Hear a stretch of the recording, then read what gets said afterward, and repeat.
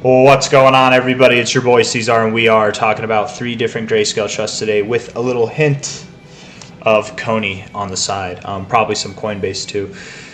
ETH and HSEN at the request of some guy. GXLM for J Falico or Falico.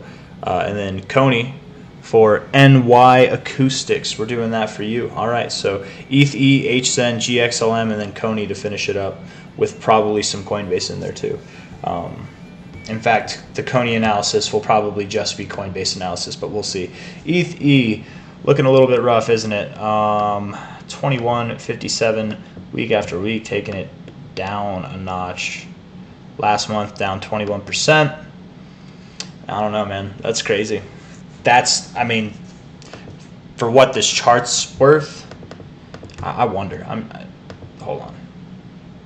That's kind of nuts. That looks like, with that line included, that looks like a lower macro high. I mean, if that's a lower macro high, that would imply, right, like this is what happened the last time you had a lower macro high. This is what happened before you came up and you formed a higher macro low, but that would imply then that you're going to come all the way back down. You're at 21.57 now. We're talking about a move that could take you down below $8 ETH. We're talking about, that's in the conversation right now. Genuinely. No cap. No falsehoods, being 100% with you guys. High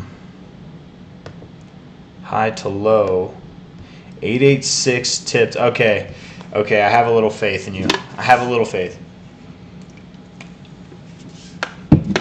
I'll tell you what, guys.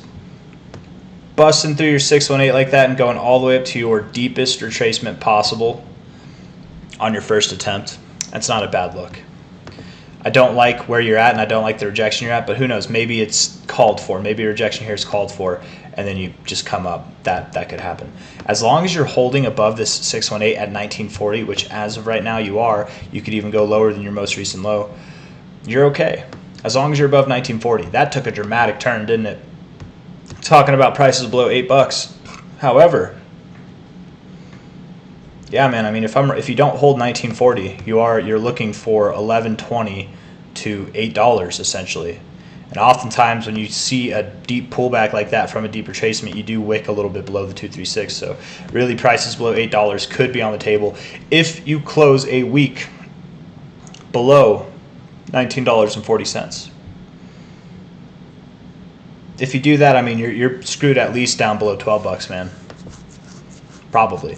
Looking at the weekly RSI, I'm not impressed. It's not the best, it's not the worst, but it is kind of bad considering that you've broken out of this uptrend that you were in, this very nice established uptrend. You've broken out of it. It kind of happened, though, a couple months ago at this rate. That's nice. Okay, hey. The bad things are more or less old, so it might not be relevant. It's not that they're old, but they have the potential to not be relevant, right? Like, here was your high, okay, but it's 2 months ago. Here's your break of your trend, okay, but that was 2 months ago, you know. And we sold off most initially. We're kind of rounding out now. Let's look at the daily. Daily looks like it wants to go lower. Maybe you're really near your low, man. Maybe you go literally right to 1940 or just below it, but as long as you're not closing below it on a weekly basis, I have no problem with it. Low to high here, 1906, 1812. I mean, you could see either of those prices and still be fine as long as you're closing above 1940. So let's see what you do to close this week out, to close next week out. Let's see what you do, but you might actually be closer to a low than I previously thought. You might be. You know, right below here, best time to buy. Right around the green line, best time to buy. You're getting below it now. I don't know. Similar looking RSI too. I don't know. Time will tell. Let's see how this week and next week closes. We'll keep this one under our eyes. You know, I didn't have a hope for it at first, but I've actually got a lot more hope for it now than I led on at the beginning of the video. You very well could. You're at 21.57 now. Maybe you drop $4 from here, but maybe you still hold 1940. And as long as you're holding 1940, I have faith. What does holding 1940 look like? It looks like, you know, it could look like wicking all the way down here and then coming back up to close right above it, you know, whatever. As long as you're closing above it on a weekly basis, I have zero qualms with it. However, wouldn't it be funny if You just close 1 day below it right here. You just get right there, close below it, and then the next day just all the way down. That would be pretty convincing too, but by that point it would be too late. So hopefully that's not what happens. Sometimes things are just cruel that way, right? No remorse. HSEN, yes, dumping as well.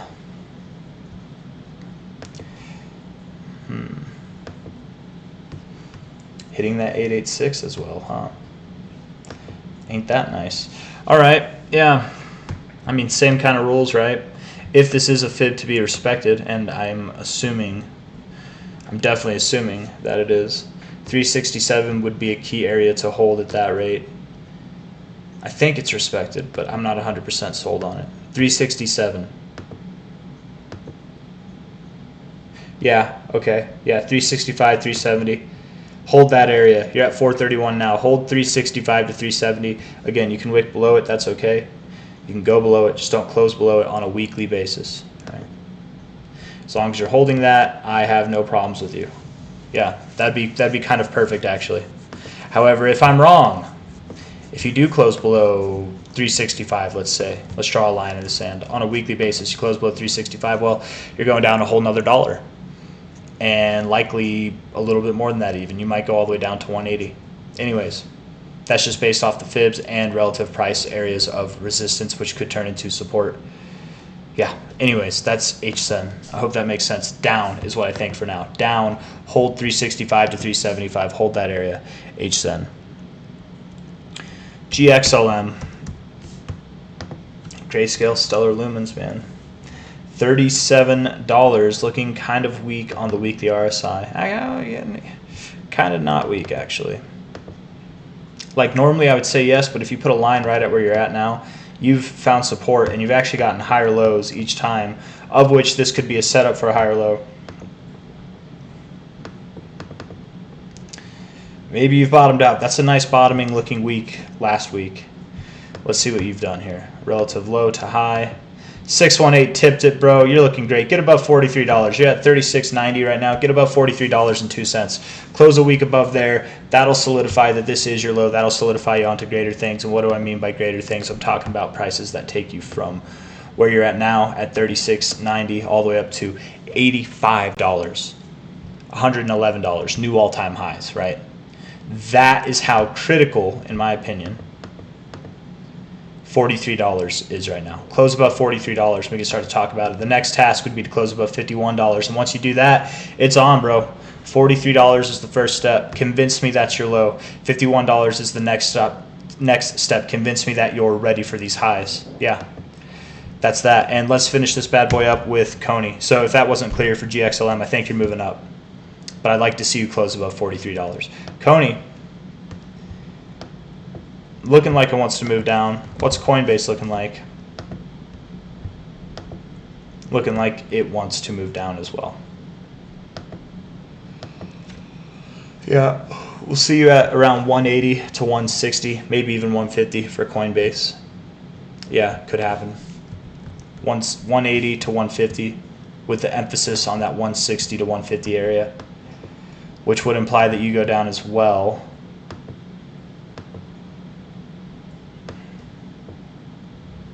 I don't know, man.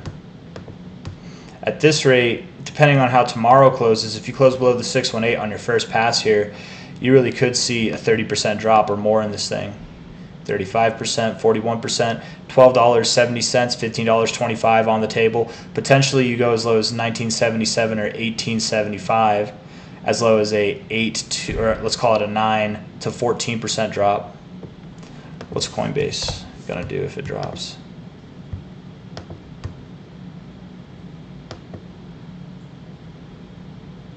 23%, 28%. So what CONY would do worse, right?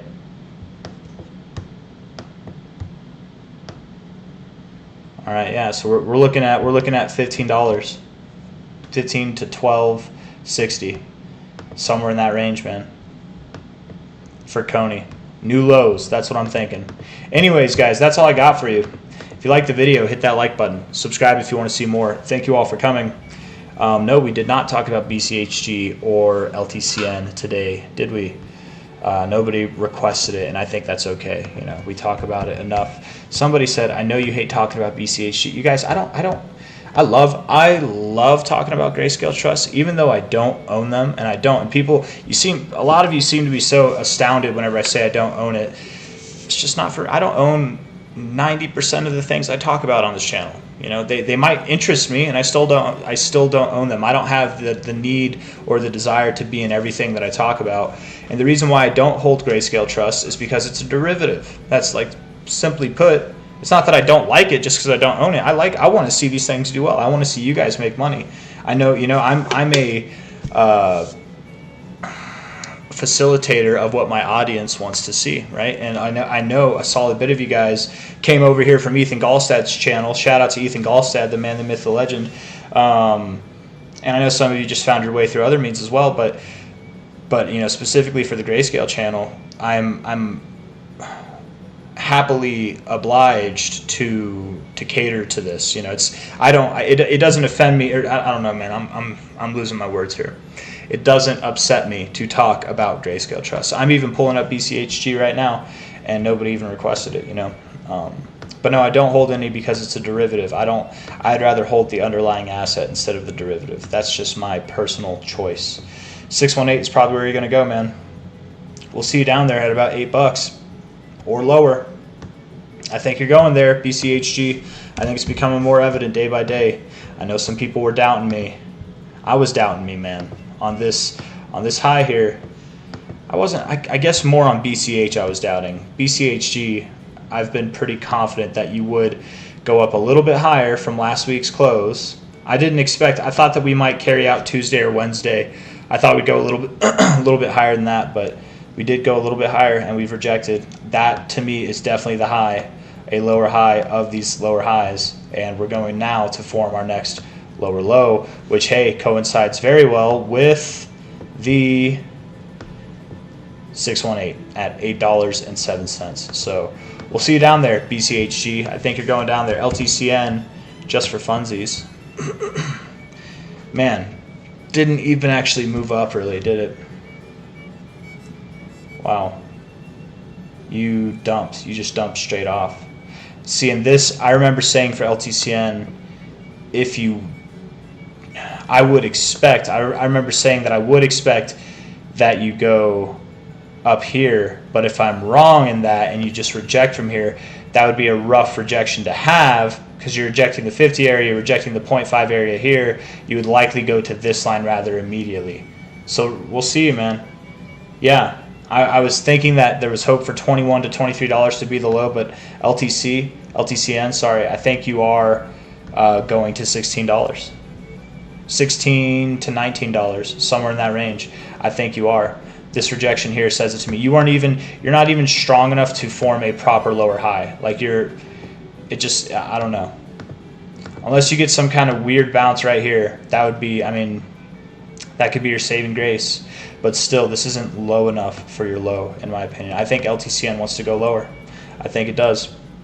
It's about to break this structure and to the downside is what my thoughts are. Anyways, that's all I got for you guys. Hit that like button. Subscribe if you want to see more. I love talking about Grayscale Trust, man. I love all of you. Thank you for being here.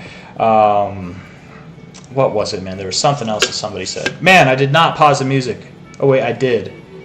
I did pause the music. I just started playing it because I thought I was ending the video, but I went over BCHG and LTCN.